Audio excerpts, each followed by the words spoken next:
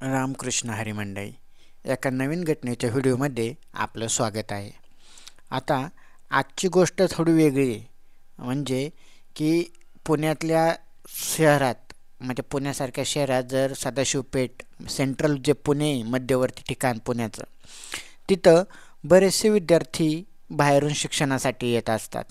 तिथं आसपास कॉलेज आहेत आणि बरेचसे क्लासेस पण आहेत. पण जे मध्यमवर्गीय किंवा हलाखीच्या परिस्थितीतले जे विद्यार्थी येतात ते शेवटपर्यंत अभ्यास करून पास होतात का, हा एक संशोधनाचा विषय आहे. आणि मुळात म्हणजे तिथं जे स्थानिक आहेत, म्हणजे काही जे आता त्यांचे कपल राहतात, कुटुंब राहतात, ते बरेचसे काही काही एकटे राहतात. बरेचशांचं नवरे कामानिमित्ताने व्यवसायानिमित्ताने बाहेर असतात. आणि त्यातीलच एका कुटुंबाची आणि ही स्पर्धा परीक्षा करायला आलेल्या एका विद्यार्थ्याची ही गोष्ट आहे.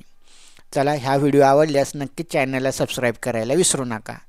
करमाळासारख्या ग्रामीण करमाळातल्या तालुक्यातील सोलापूर जिल्ह्यातील करमाळा तालुक्यातील एक मुलगा पुण्यात MPSCचा अभ्यास करण्यासाठी येतो. त्याचं नाव होतं सुहास. वय वर्ष 22 वर्ष. दिसायला देखणा, तरुण आणि उंचपुरा. आता जो पुण्यात येतो तो तिथंच एका ठिकाणी क्लास लावतो आणि सदाशिव पेठमध्ये राहत असतो. आता तिथं जो राहत असतो त्याच्या समोरच्या रूममध्ये एक कुटुंब राहत असतं. त्या महिलेचं नाव होतं सरिता. सरिताचं वय होतं 30 वर्ष. आणि सरिता, तिचा एक छोटा मुलगा 10 वर्षाचा आणि तिचा नवरा कमलाकर, असे हे तिघे तिथे राहत होते. तिचा नवरा शक्यतो बाहेर मर्चंट नेव्हीमध्ये होता, म्हणजे नौदलात असा होता. तो 6 महिने बोटवर आणि 6 महिने घरी असायचा. आता तो होता तोपर्यंत सरिताला त्याची काही कमी जाणवत नव्हती. पण जेव्हा तो बोटवर जायचा 6 महिने, तेव्हा मात्र सरिताचं शरीर खायला उठायचं. जोपर्यंत 6 महिने तिच्या शरीराला पतीच्या शारीरिक सुखाची, संभोगाची जी सवय लागली होती, पती गेल्यानंतर तिला बेचैन व्हायची ती. मग ती आग थंड करण्यासाठी ती वेगवेगळ्या मार्गांचा अवलंब करायची. पण त्याने सुद्धा शरीराची सुख भूक भागत नव्हती. मग तिला कोणीतरी परपुरुषच पाहिजे होता की जो तिच्या शरीराची सुख भागू शकतो. मग तिला आता एक कोणतरी मुलगा शोधावाच लागेल की जो तरुण असेल, आपल्यापेक्षा तरुण. शक्यतो ह्या जास्त कमी किंवा मध्यम वर्गाच्या ज्या महिला लग्न झालेल्या ज्या मुलगा शोधतात तो आपल्यापेक्षा तरुण शोधतात. कारण त्याच्यातला दम, त्यातली ताकद त्यांना ती अनुभवायची असते. त्यांच्यापेक्षा वयस्कर माणूस शोधून ते काय करणार. तशा प्रकारे हिने आता एका मुलावर डाव, समोरच्याच घरामध्ये राहणारी एका मुलावर, ह्या सुहासवर डाव टाकायला सुरुवात केली. सुहास असा देखणा पुरा होता. आता हिच्या नवऱ्याला नेव्हीवर जाऊन एकच महिना झाला होता. पण ही एका महिन्यात पूर्ण बेचैन झाली होती. तिला दिवस कसा तरी जायचा तिला, पण रात्रीचं ती खूप बेचैन व्हायची. म्हणून तिला असं वाटायचं की आपली शारीरिक गरज भागवण्यासाठी आपल्याजवळ कोणीतरी पाहिजे की जो आपण बोलावल्यावर कधीही आपल्या पुढे हजर राहील.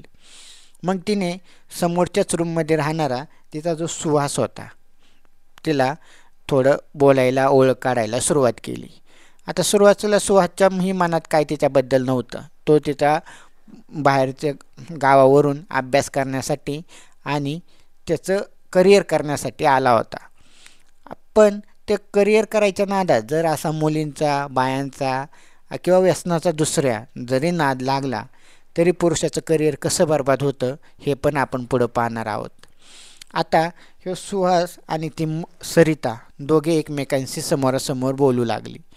आता सरिताला काही करून त्याला आपल्या पलंगावर घ्यायचं होतं. म्हणून तिने तिच्याशी लगेच 1-2 दिवसातच जास्त गोड गोड बोलून एकमेकांचे नंबर शेअर करून घेतले. आता बाईने मनात आणल्यानंतर ती काही करू शकते. ती 2 दिवसात त्याला पलंगावर सुद्धा घेऊ शकते आणि पाहिजे ते तसं सुख पण घेऊ शकते.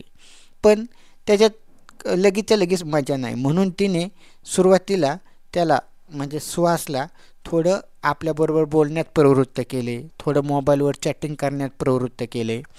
आणि हळूहळू आता तिचा मुलगा एक 10 वर्षाचा होता. तो सकाळी शाळेला जायचा, तर संध्याकाळी 5 वाजताच तो माघारी यायचा.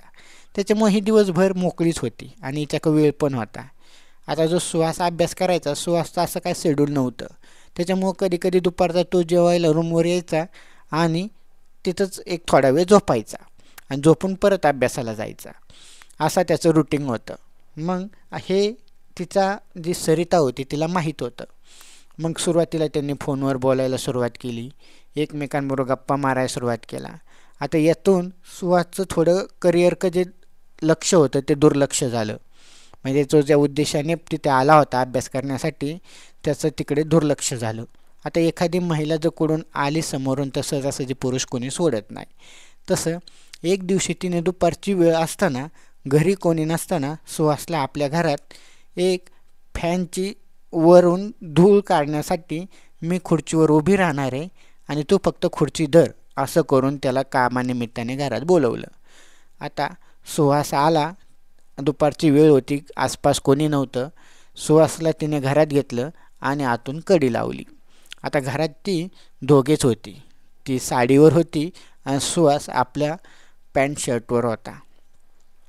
तिने याला फॅनची धूळ काढण्यासाठी म्हणून खुर्चीवर उभी राहिली आणि सुहासला खुर्ची धरायला सांगितली खाली. आता हळूहळू तिने धूळ हे एक निमित्त होतं आणि तिने ती थोडा 5 मिनटं रूम फॅन साफ करायचं नाटक केलं आणि ती खाली उतरली. आता खाली उतरल्यानंतर तिने सुहासला तिथे मिठी मारली आणि सुहासला चुंबन घ्यायला सुरुवात केली. आता हे सुहासला पहिल्यांदाच धक्का होता. सुरुवातीला त्याला काय होतं आपल्या बाबतीत हे त्याला समजत नव्हतं, पण त्याला नंतर हळूहळू तिचा उद्देश कळायला लागला. मग तिने अंगावरची साडी काढायला सुरुवात केली. मग सुहासही तिच्या याच्यात साथ देऊ लागला. आता असं करून दोघे तिथे हळूहळू करून बेडरूममध्ये गेले आणि तिथे त्यांनी त्या दिवशी दुपारच्या वेळी शारीरिक संबंध प्रस्थापित केले. आता पहिल्यांदा जर वाघाच्या तोंडाला रक्त लागलं तर काय अवस्था असते तशी ही झाली. आता ते दोघेही एकमेकांच्या शरीरासाठी उपभोगासाठी चांगले तरसले होते आणि ते दोघे एकमेकांना सोडत नव्हते. म्हणजे दुपारी जेवायला यायचा, तो आवर्जून जेवण करायचा, आसपास बिल्डिंगमध्ये कोणी आहे का याचा अंदाज घ्यायचा आणि तिच्या रूममध्ये तो आता हक्काने जाऊ लागला. आता तिचा मुलगा असेल, तिच्या मुलाला तो खेळू लागला, त्याच्याबरोबर वशीला लावू लागला आणि जेव्हा तो बाहेर खेळायला बिल्डिंगच्या वेळेस जाऊ लागला, आता मात्र हा सुहास अभ्यासिकेत कमी, क्लासमध्ये कमी आणि रूमवरच जास्त राहू लागला. त्याच्या वर्तनातला तो बदल त्याच्या रूम पार्टनरच्याही लक्षात आला. पण आता कोणी कोणाला सांगू तरी त्याने त्याला सांगायचा प्रयत्न केला, पण तरी त्याने त्याचं ऐकलं नाही. शेवटी जो त्या उद्देशासाठी आला होता त्याने त्या उद्देशावर त्याचं लक्ष केंद्रित करण्यासाठी त्याला गायडन्स केलं, पण तो काय त्याचं ऐकत नव्हता. तो दुपारीही नेहमी जेव्हा त्यांच्या घरी यायचा तेव्हा तो हक्काने, आता तिला पण त्याचं टायमिंग माहीत झालं होतं, कोणत्या वेळी ते येतो आणि कोणत्या वेळी तो जातो. आता एक दिवशी असंच सारखं करून करून त्यांच्यात 3 ते 4 महिने शारीरिक संबंध चालू होते. आता कधी ते प्रोटेक्शन वापरते, कधी ते कंडोमचा वापर करायचे आणि कधी कधी ते कंडोमचा वापर करत नव्हते. आता एका पुरुषाबरोबर जर किंवा स्त्रीबरोबर अनेक जणांनी शारीरिक संबंध प्रस्थापित केले तर एड्स होण्याचा धोका असतो. आता हाच परिणाम काही दिवसांनी याच्यावर सुहासवर जाणवू लागला. सुहास सारखा आजारी पडू लागला आणि तो मग एक दिवशी गावाकडे गेल्यानंतर तो जास्तच आजारी पडला, म्हणून त्याच्या घरच्यांनी त्याचे रक्त चेक केलं आणि बाकीच्या काही टेस्ट केल्या. तर त्या टेस्टमध्ये त्याला एड्स झाल्याचं समोर आलं. तर त्याचं कवया वयातच सुहासचं आयुष्य बर्बाद झालं होतं. ज्या उद्देशाने तो पुण्यात गेला होता तिकडेही त्या महिलेची तीच अवस्था झाली होती.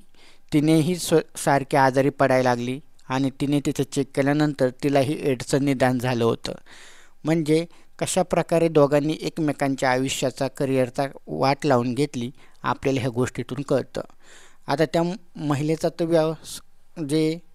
तर संसार होता तो उद्ध्वस्त झालाच, पण इकडं सुहासचं सुद्धा करिअर आणि आयुष्य बर्बाद झालं. तर मुलांनो, या अशा प्रकारच्या घटना ह्या समाजामध्ये घडत असतात. कमीत कमी हे जे प्रकरण करताना शारीरिक प्रोटेक्शनचा वापर करा आणि मुळातच ह्या गोष्टी जोपर्यंत करिअर होत नाही तोपर्यंत तरी कमीत कमी ह्या गोष्टींपासून लांब राहा, हे ह्या घटनेतून सांगायचा उद्देश आहे. तर ही घटना आवडल्यास नक्कीच चॅनलला सबस्क्राईब करायला आणि व्हिडिओला लाईक करायला विसरू नका. रामकृष्ण हरी.